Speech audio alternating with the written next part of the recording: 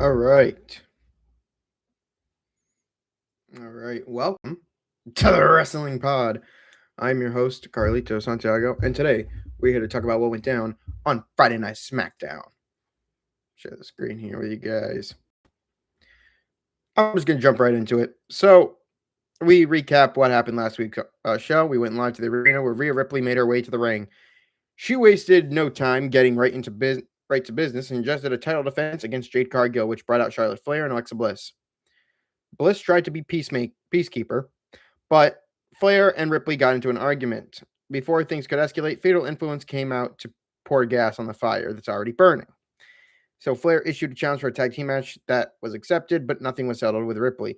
This felt like a half segment without an ending. It wasn't bad, but it felt like a paint by the numbers, especially considering that they weren't even the fucking main event. So great to see, but whatever. We got to our first actual matchup. Shinsuke Nakamura took on Tala Tonga with Solo and Tama on his side. So, Tala took control relatively quickly and used his size to dominate his opponent for a couple of minutes before Nakamura started making a comeback. It was nice to see Tala get a chance to have a singles match again. He can move a bit better than most guys who are that tall. So he and Nakamura were able to create a couple of good spots. However, the real highlight here was seeing Shinsuke being treated like a real threat. Again, he didn't feel like an underdog despite giving up a lot of size. Sikoa distracted Nakamura getting on the apron, which gave Tala an opportunity to hit his finisher for the win. As Solo was preparing to hit him with a Samoan spike, Tama Tonga stopped him so he could hit Nakamura himself, which makes no fucking sense. But Damian Priest ran to the ring with a steel chair to make the save. Royce Keys also had some words for the MFTs backstage. Sikoa tried to play it off, but Keys was still upset about what happened last week. So, great, a C+. And as far as the show is, it's becoming unbearable to watch based on this title of this fucking stream. Anyway, Tiffany Stratton held a U.S. Open Challenge for her women's U.S. title, which I think is fresh. It's nice. I'm going to give it a bump up from the grading that I see. So it's going to get a plus. That's it. Cody Rhodes and Sami Zayn had a backstage segment with Nick Aldis. Zayn ended up angering Rhodes, which led to him issuing a challenge for a singles match. Back in the arena, Tiffany Stratton came out for an open challenge. The woman who answered the call, Lash Legend. She and Nia Jax said before they regained their titles this week, Legend would win her first singles title. With the women's division being more limited in size than the men's division, it's smart to have the competitors chase tag and singles gold at the same time. So Legend was a good choice to fill this role. She easily overpowered Tiffy at first, but the champ didn't make it easier on her.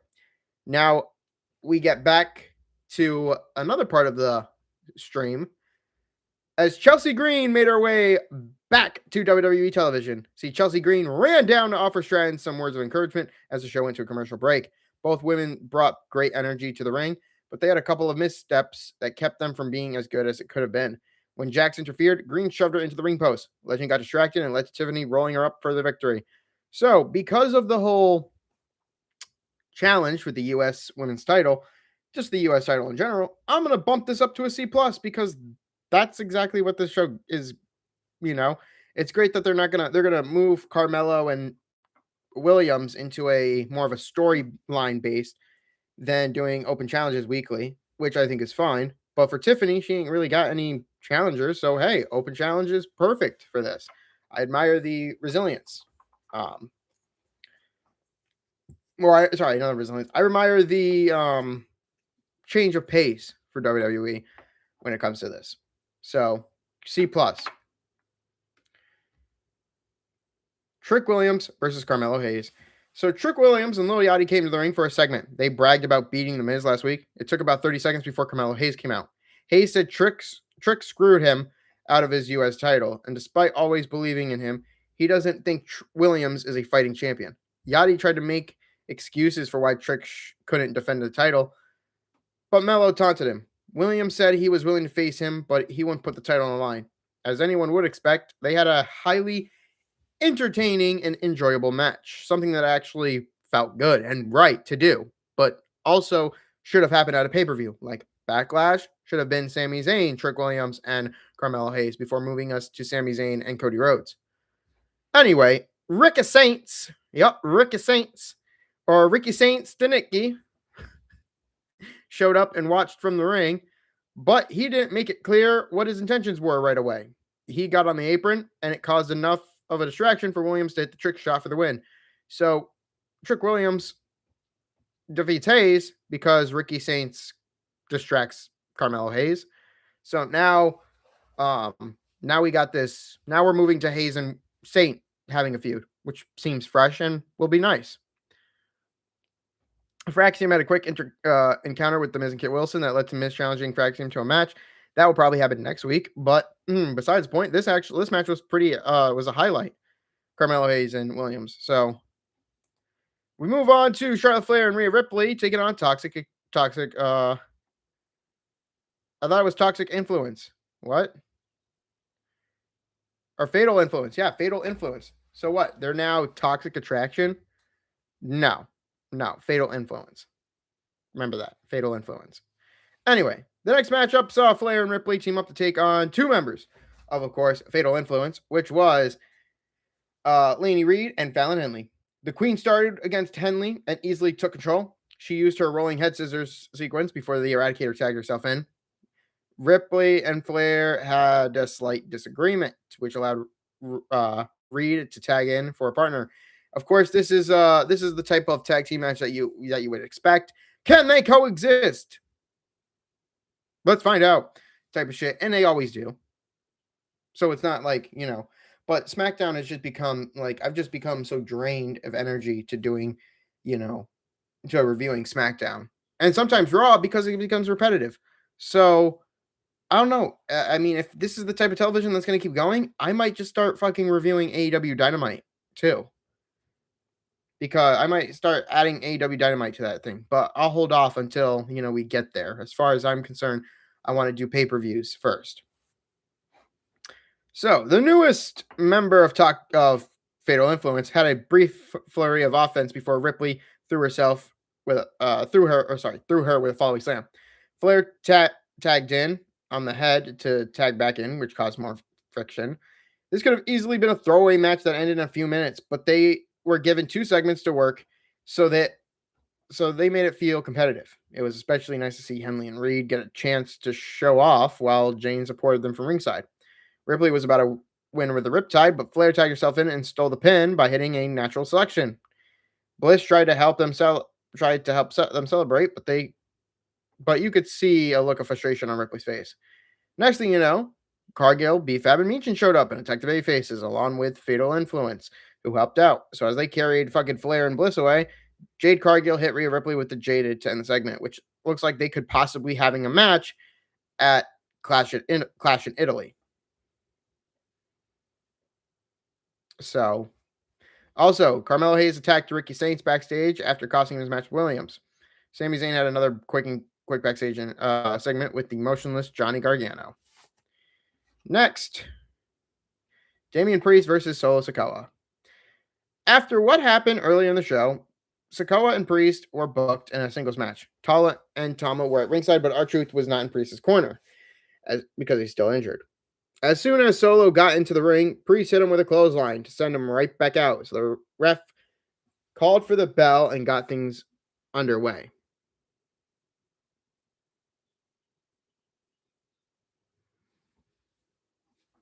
Okay, I guess. After I'm trying to wrap my head around that fucking statement. Like, okay. Anyway, after a break, the Archer of Infamy hit a superplex. They met in the center of the ring for an exchange of strikes.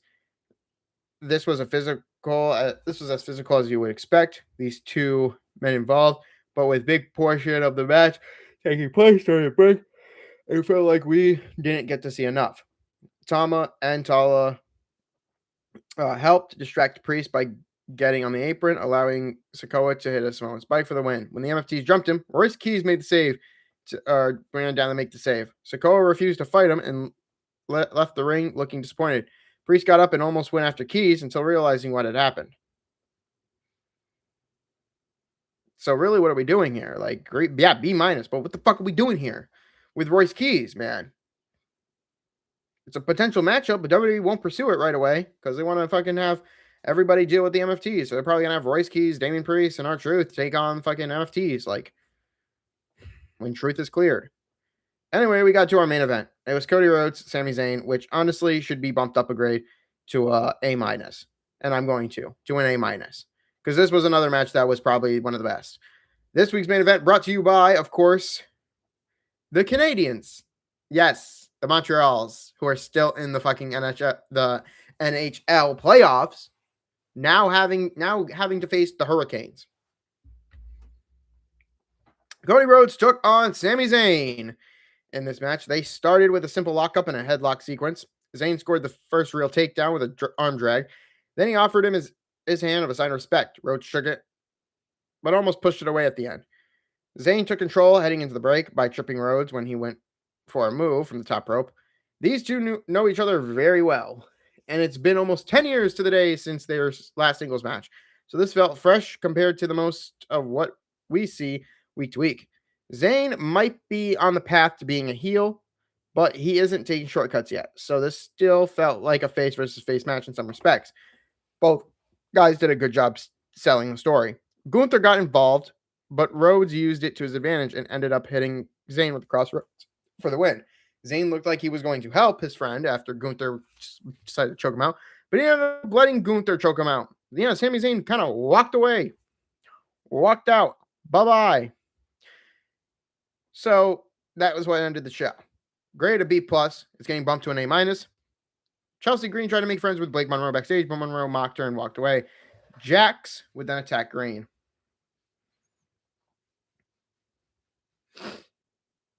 So, the final word, SmackDown had peaks and valleys, but it wasn't as bad as some of the other recent episodes. So that was a step in the right direction. Rhodes and Zayn had a solid main event performance, but the match that gave us the most highlights was Williams and Hayes. The former NXT standouts make perfect rivals. So it was a lot of fun to see them get back in the ring together. The women's division also had a good showing this week, especially with the tag match involving Fatal Influence. Hopefully tonight's Saturday Night Main Event show has a decent lineup and could rival some PLEs. We have seen this year if WWE books it right, which they're not. There's more women matches than fucking men matches. How is that even possible, right? And yeah, go back to the news here. Look at that. The takedown on, what the fuck is this? Yeah, how to watch all that. You can, like the C+ for the show. And yeah, that's what I believe too. I think it's a C+ as well.